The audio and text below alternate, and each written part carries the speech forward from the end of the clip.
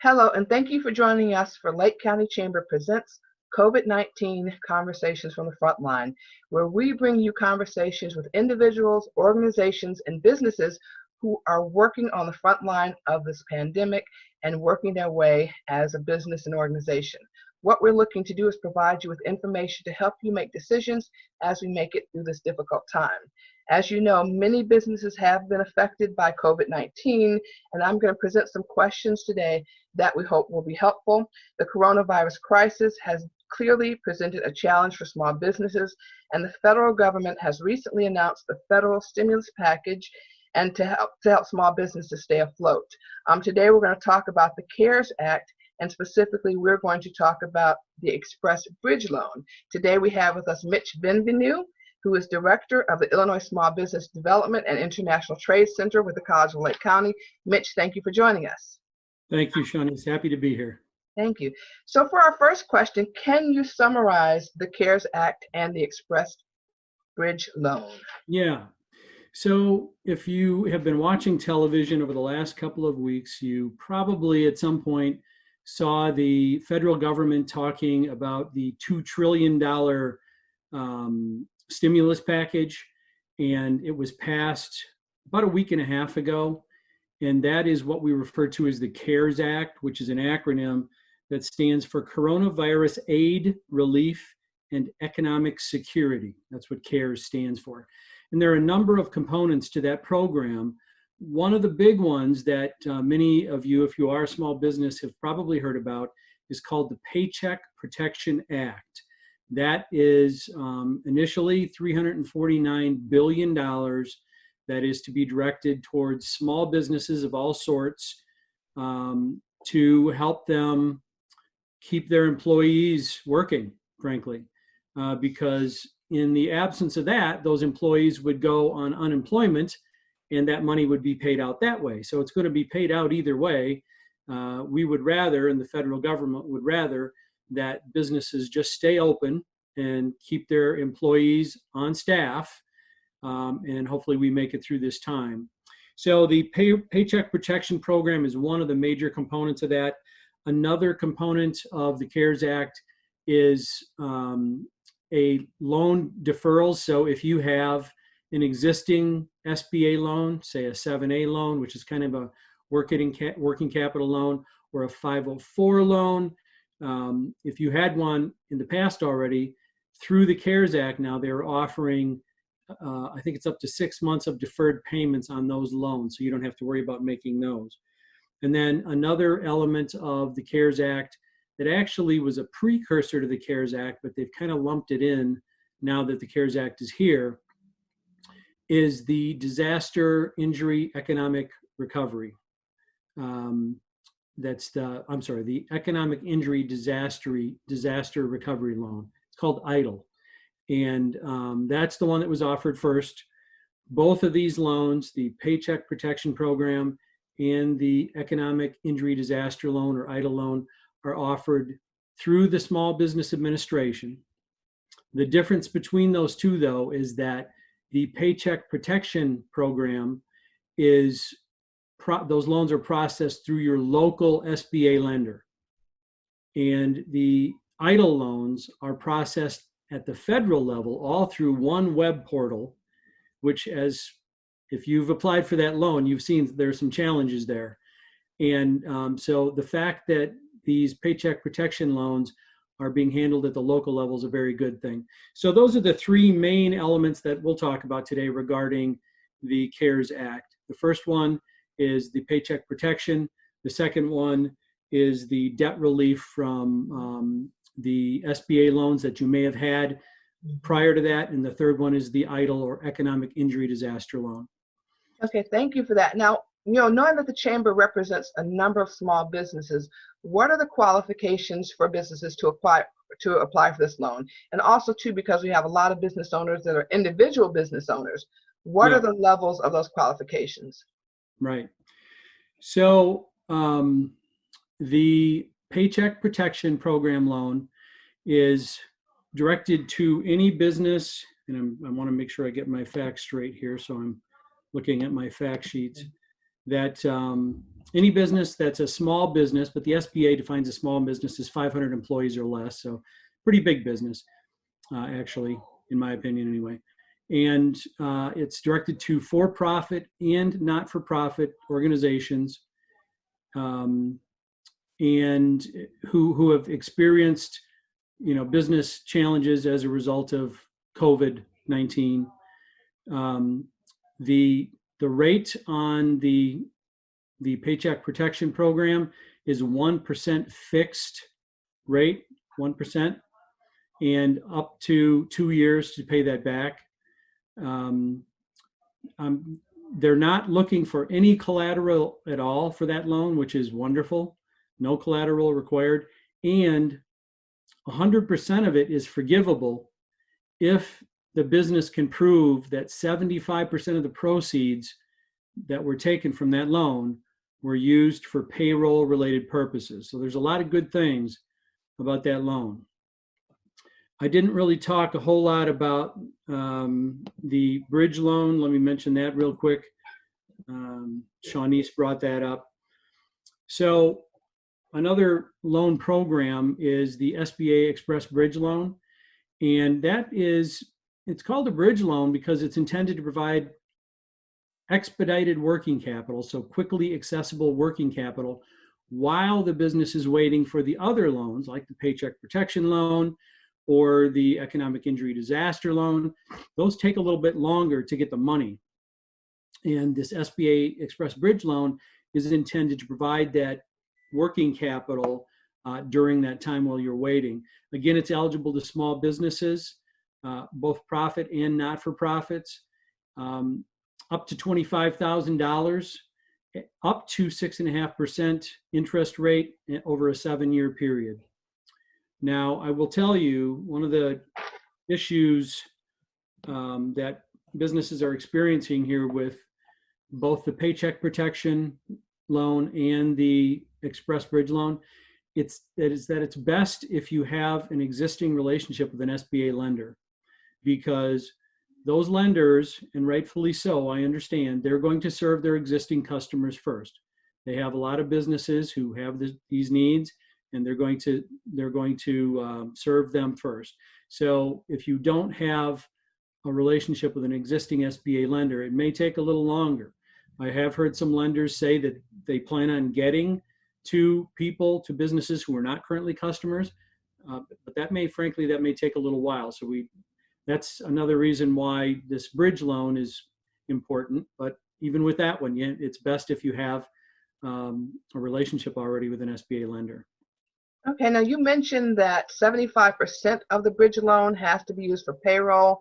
Does this mean that the businesses that seek these loans have to identify what the other funds are needed for? Do you know if that's indicated in the application itself, what they're using the funds for? Yes, absolutely. And this is where, if you have specific questions about this, it's best to talk to the lending institution.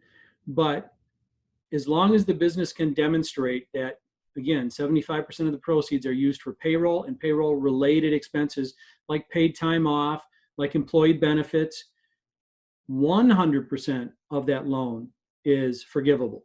The other 25% can be used for other working capital needs, such as buying inventory or paying off suppliers, anything that's required to keep the business going and in business.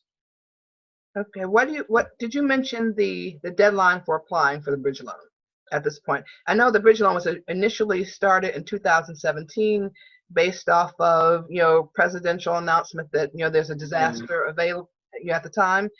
How long do businesses have to apply for loans at this time? For this loan? You know what?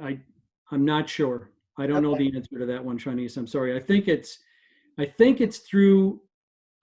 1 year out from now, but I can't be sure about that. I apologize for that. Okay. No, well, and also too, we are encouraging businesses also at this point to visit SBA.org to get more information, but we felt that this conversation gives them a little more information relative to, the details of the funds itself. So once again, so prior to COVID-19 being declared an emergency, if you were a business owner that was in the process of opening a business and didn't quite open. Of course, you already received your loan from the bank, and you're probably in the process of having to start paying back. And unfortunately, we don't know at what point the stay-at-home order and businesses are going to really have the opportunity to open again. Do you think there's going to be any additional support for businesses that were in the process of opening? Because I believe you have to have been in business before, I think it was March 13th for the COVID-19 declaration. What does this mean for them? Well, so these disaster loans are intended to provide money to businesses who are actually spending money on things like payroll, and they were in business. So to my knowledge, there are no like loan or grant programs directly anyway at this point to support a business that had not yet opened. However, that doesn't mean there aren't options for those businesses. I think that what those businesses need to do is to seek deferrals. So if they have loans, or they're paying a lease, or they're paying rent, that they should be working with their landlord. They should be working with whatever commercial lending institution that they are doing business with and request deferrals. I think right now, other businesses and banks and lending institutions, renters and people who are leasing commercial space are open to that. Obviously I can't guarantee that they're going to do it, but they recognize that these small businesses are in a bad spot. And to some degree, those companies can also seek disaster funding. So if they can get the funding they need to stay open and then provide some relief to the smaller businesses who are indebted to them, then perhaps that might work. So that's what I know right now. Okay. So based on disaster loans and the way this usually helps, do you think also because the uncertainty of when things will get back up and running? I mean, they've given us, first it was the end of March and now the end of April. We're talking right here in the state of Illinois. If this goes on much longer, what do you think this is going to mean for businesses? Do you think the government might step in with additional dollars or additional programs? Does history show that they are also continuing to work in that direction? Yes. In fact, just the other night, today's Thursday, so I think it was Tuesday evening, President Trump had a news conference in which he stated that they're going to request an additional $200 billion for the Paycheck Protection Program. The initial amount they had set aside or allocated was $349 billion. I think everyone realizes that that's a lot of money, but it's not going to last real long, given that most of the small businesses in the nation are seeking that funding. So they are already talking about an additional $200 billion. It has not been approved, so it's not guaranteed, but they are making that request and they're going to pursue that. And I'm hoping also that when that money is depleted, that they'll do something to fill the pot again. So I think that is probably going to be a continual kind of a thing. Another thing that they're doing, because they recognize, and when I say they, I'm talking about the federal government now, particularly the SBA, they recognize that there is a limited amount of money and there's a limited amount of lending institutions, right? So while, as I said earlier, with the economic injury disaster loan, there was only one web portal for the entire nation. That certainly was not a good situation. With the Paycheck Protection Loan, there are many SBA lenders, but number one, they're not all participating in this. And even then, there's a limited number. So it's a better situation, but it's not perfect. And one of the other things that the SBA is now doing is inviting other non-SBA lending institutions to participate in the Paycheck Protection Program. So my hope is that others will come on board and we'll have even more lenders in our community who are willing to take on this program, and as a result, be able to serve more people. Because right now, if you're a small business and you don't have an existing relationship with an SBA lending institution, you still have a business relationship with somebody. You have a business checking account, right? Yeah, right. And so the likelihood of you getting served will be much higher if other lending institutions choose to take this program on. That is what they're planning on doing. The extent to which these other lending institutions are going to pursue that? I don't know at this point. I frankly have not yet heard of any who have done that. It doesn't mean there aren't any. It just means that I personally haven't heard of it. How many that are still there? So, I did some research, and it says since 1976, between 1976 and March 13th, 2020, there have been 61 emergencies that have been announced by the president, and currently 34 of them are still in effect. What could this mean for businesses that are currently paying back an emergency loan? Because there are 34 out there. Yeah, so they can get relief if they can ask for relief for those loans, meaning 6 months of deferred payments. Is that what you're asking, Shaunese? No, but basically, every time that there's another emergency loan announced, the president has the opportunity to allow them to stay on the books annually. So currently, there are 34 other emergency loans that are in existence. I mean, so you're asking? Let's say if a business is currently getting those funds, or is it not likely? Do you think that they're still paying back? Yeah, you know what? There's another one I'm not 100% sure about. We'd have to take a closer look at what the emergency loans, those different emergency loans, what they are. Okay. Yeah. I like I said, I haven't done actually full research on those either, but it's very interesting to know that 34 other emergency disaster loans exist. I guess they're at this point overlapping, but I think it's really great that the government is pretty much, like you said, was going to continue to put, was it $250 billion back into the employment, and it was it 350 back into small business loans. Mm-hmm. And at the rate things are going, it very well might be needed as we go forward. So once again, in your experience of working with many new and existing businesses, do you think that the coronavirus pandemic will leave many of them unable to bounce back? Do you think businesses are going to close down? Are the loans enough, or could this just, considering the fact that employees may have been laid off, there's a lot of new startups. Do you think that a lot of them will be able to make it through this?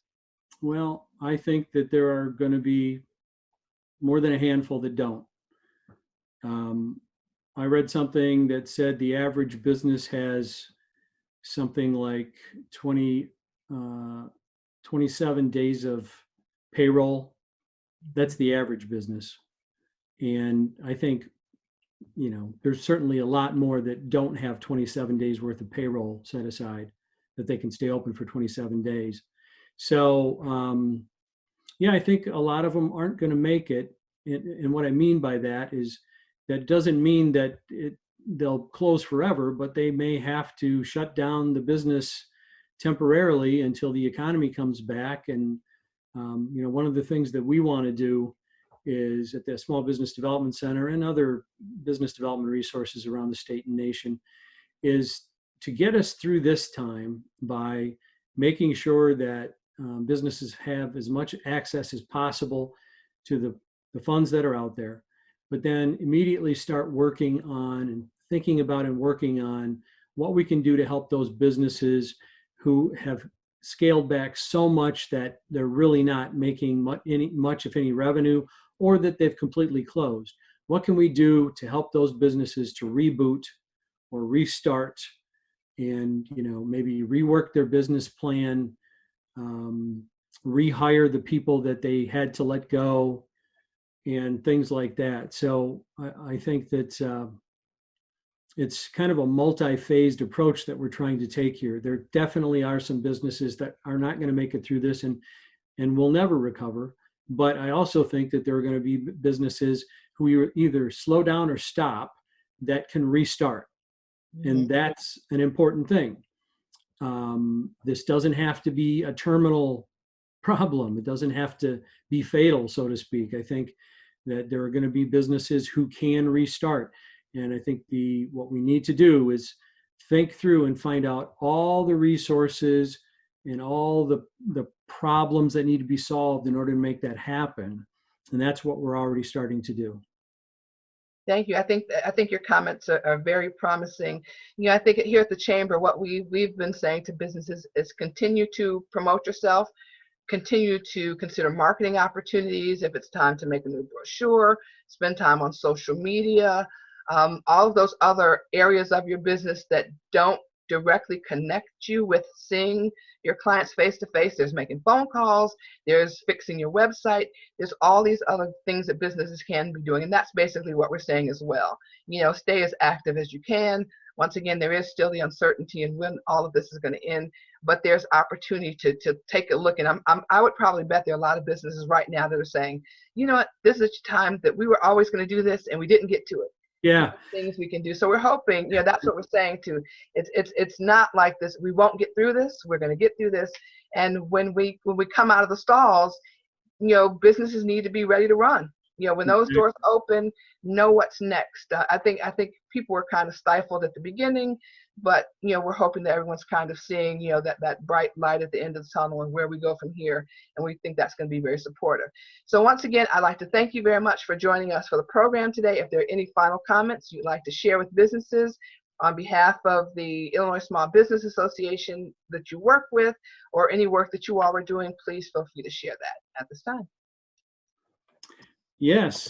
So thank you very much. And I will just end by saying that let's not forget that we also need to stay focused on reducing the spread of this virus. We've been talking an awful lot about money, and it's a wonderful thing that it's out there. And no amount of money is going to help us through this if we don't get control of the virus. So we all need to do what we're individually responsible for in terms of reducing the spread of it. And I know we're kind of all sick of hearing about that. It does remain true.